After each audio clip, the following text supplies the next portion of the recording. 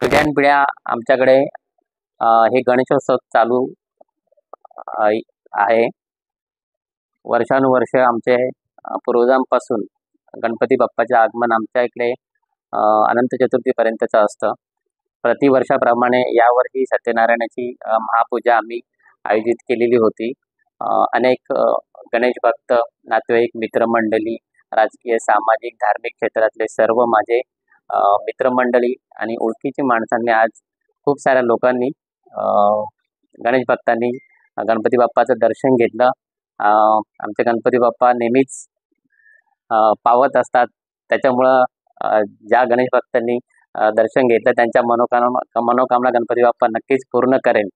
आणि मी गणपती बाप्पाचरणी अशी प्रार्थना करेन की या भारतीय संस्कृतीला